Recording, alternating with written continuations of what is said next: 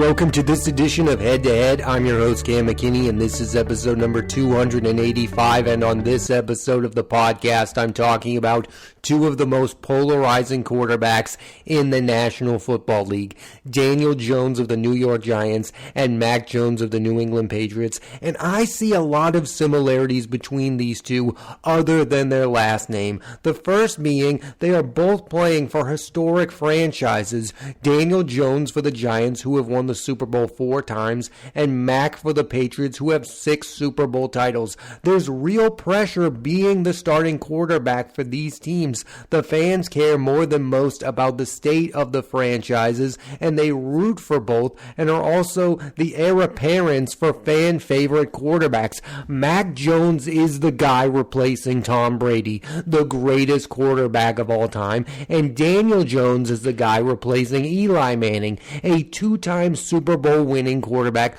who is destined to be a future Hall of Famer. For nearly 2 decades, these teams knew who their starting quarterbacks were going to be, and they thought that Daniel Jones would be that for them, and Mac Jones would be that for them. A guy who you could pencil in to be your starting quarterback for the next decade. And simply put it, things are not working out for either guy. I mean, let's look at their playing careers. Both guys have had good stretches of football. They both made the postseason, but I look at one stat and I go, it's the glaring thing that's holding both of these players back.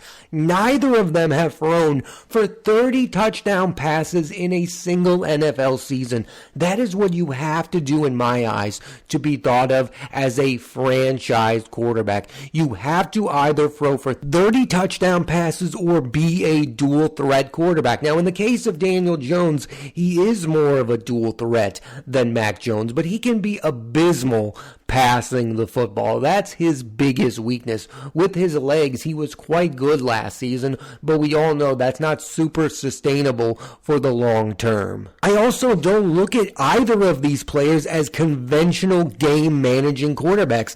They make crucial mistakes in crunch time. All the talk about Mac Jones was supposed to be how good of a decision maker he is, and I look at his decisions and I question them routinely. He does not make good decisions for a guy who's not going to throw you 35 touchdown passes that are inexcusable. You either need to be special or not turn the ball over, and Mac Jones isn't doing either of those two things. He's not being special, and he's turning the ball over at an alarming rate. So for both of these teams, the Patriots and the Giants, I think both are looking to move on from these seemingly franchise quarterbacks who haven't turned out to be that way. Daniel Jones is injured, but there is serious talks of the Giants moving on, especially if they get a high draft pick. The same thing for Mac Jones. If either team gets a top 5 pick, they're going to draft a quarterback.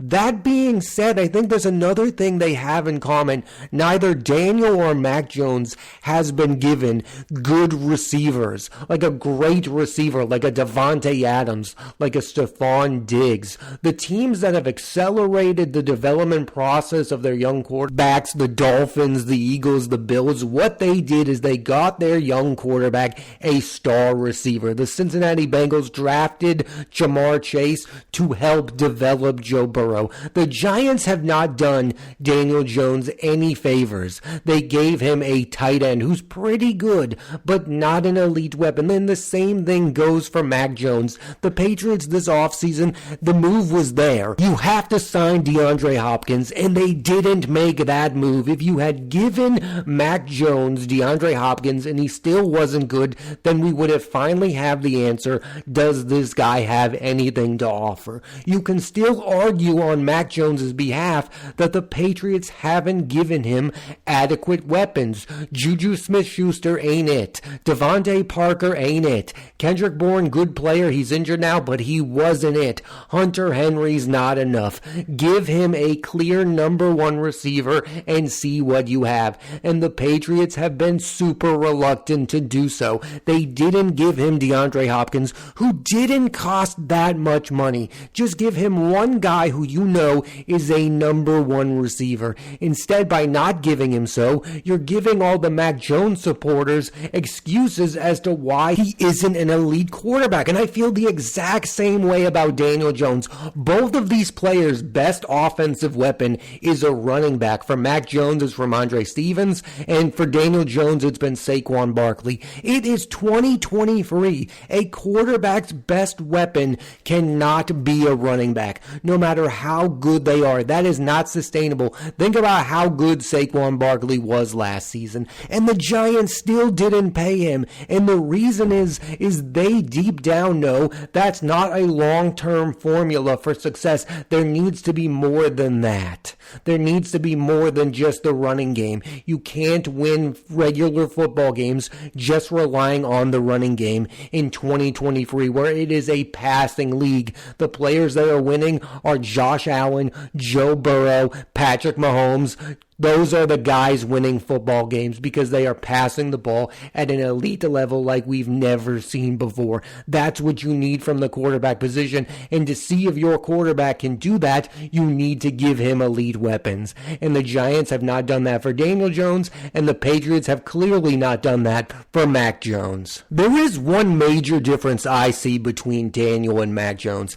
Daniel Jones has been paid like a franchise quarterback, and Mac is still on a rookie deal. But I look at it like this. The Patriots should avoid paying Mac legit money, and the Giants never should have given any to Daniel Jones.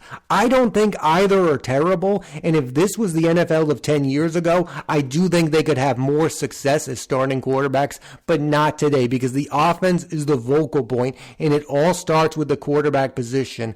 I think the real debate with these two is, have they been given a fair chance by their respective franchises? I know no one feels sorry for Daniel Jones because he's been given the money and he should be putting up numbers. When people hear about money, they just look at it and go, this guy should be throwing for 35 touchdowns no matter what. But I look at the Giants on paper and I go, no one would do an awful lot with that franchise. Yes, Joe Burrow would win a lot of games with the Giants.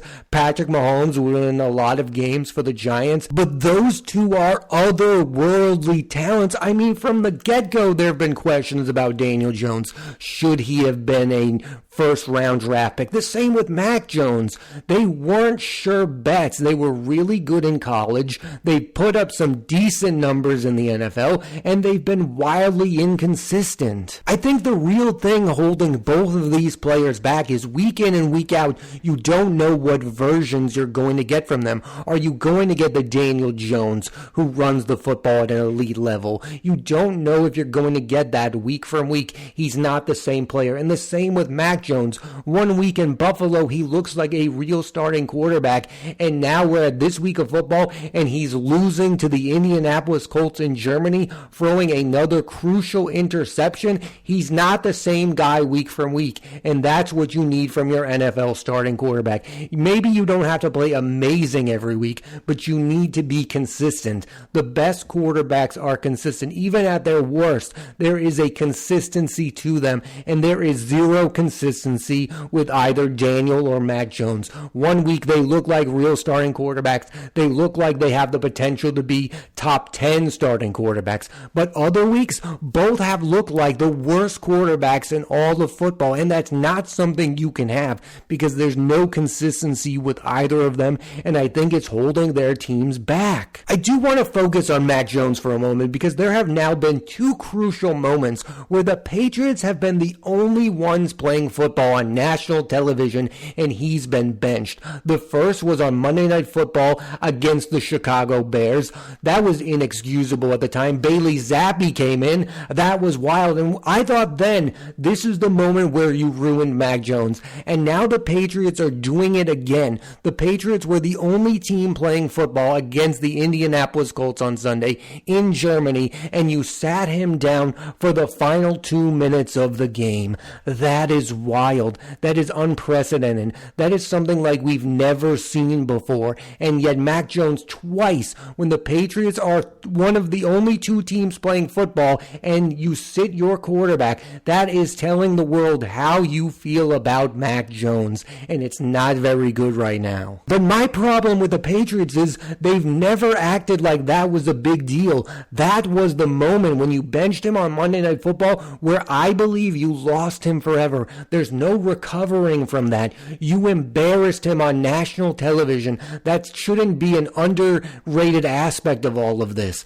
Mac Jones lost his confidence that day, and he's never really recovered from it, and now you're doing it to him again. I would be shocked if Mac Jones starts next week for the New England Patriots. There's no coming back from this. I think the real question with both of these quarterbacks now is, can they have a second act without these teams? Can Daniel Jones be a starting quarterback for another franchise? Can Mac Jones be a starting quarterback for another franchise? I have my doubts, but they're still both super young. I mean, neither is over the age of 27. Daniel Jones is 26 years old and Mac Jones is 25. They should be given a second chance. I thought Mac Jones would have a second act with Josh McDaniels and the Raiders. That's not going to happen. He's been fired. So that's the one guy who loved Mac Jones as a player is no longer a head coach. There's no way that Mac Jones is a starting quarterback for the New England Patriots next season, and I believe there's no way Daniel Jones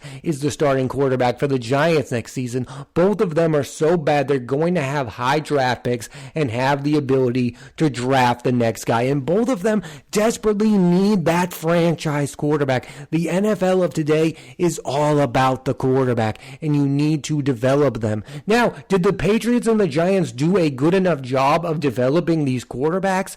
Absolutely not. They should have been more consistent. I look at Mac Jones and I look at him and he's a guy capable of winning 10 games, but you need to surround him with talent, and the Patriots have not been very good at that. But I've never looked at Mac Jones and thought of him as somebody who could win the Super Bowl, and I don't look at Daniel Jones as somebody who can win a Super Bowl, and there lies the problem. Both parties are to blame for what's happened between these quarterbacks and their teams. Daniel Jones has not played well enough, in my opinion. Mac Jones has not played well enough, in my opinion, and the teams have not done a good enough job of developing these two guys as franchise quarterbacks. In the NFL, teams have always been scared to move on from quarterbacks. I mean, the Giants paid Daniel Jones because they were afraid of who they would have to replace him with, and I get it. There's not a lot of great quarterbacks out there, but when a guy is somebody you don't believe in and deep down you know isn't capable of winning big games by himself, you need to go out and make a change.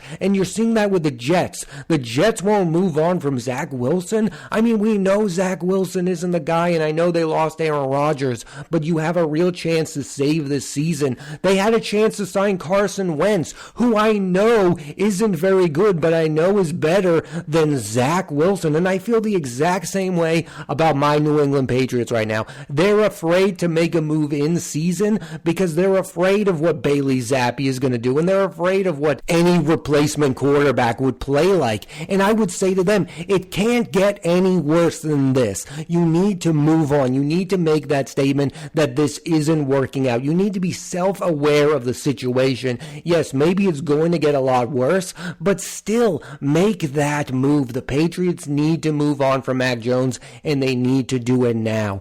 Don't force yourself into a situation because you're keeping a player because he's cheap. And I've heard that. Oh, you need to keep Mac Jones next season because he's going to be at an affordable number. If he's bad, who cares that he's affordable? You need to move on from him. This is not a good situation. On Sunday against the Colts, he was getting yelled at by offensive coordinator Bill O'Brien, and then he was benched in the final 2 minutes of the game. If that's not his final moment as a member of the New England Patriots, I don't know what is. I think he'll stay on the team for the rest of the year, but but I think he'll be benched for the rest of the year, and then he won't be on the team next year because the team will probably have a new head coach. I think that's an interesting thing to talk about. Which of these players has gotten better coaching?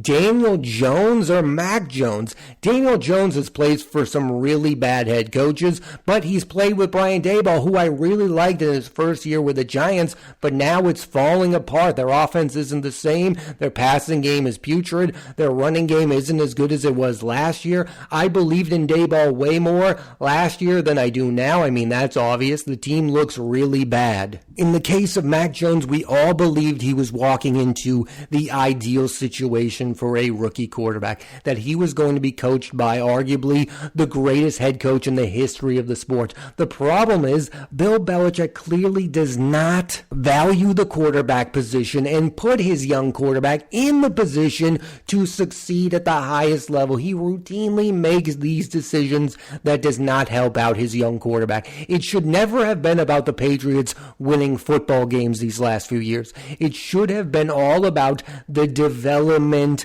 of Mac Jones. People talk about the really bad coaching he got from Matt Patricia and Joe Judge last year. I look at the benching of Kendrick Bourne. Why would you bench your young quarterback's favorite target? That shows to me you don't care about his development. In his rookie season, his two top targets were Hunter Henry and Kendrick Bourne, and you benched one of them his sophomore season, and you made the other one look invisible at times. You did not do your young quarterback justice. And getting back to Daniel Jones, I believe they paid him just because there wasn't anybody else to give that kind of money to, and that's what you have to give a quarterback. That's the going rate for a starting quarterback. That's why the Patriots need to move on from Mac Jones immediately, because if he remains their starter at some point, he's going to get big money, even if it's not justified. Now, it's never going to get to that point. Mac Jones is not going to get paid by the New England Patriots, who wouldn't pay Tom Brady, by the way, so maybe that shouldn't be a real fear,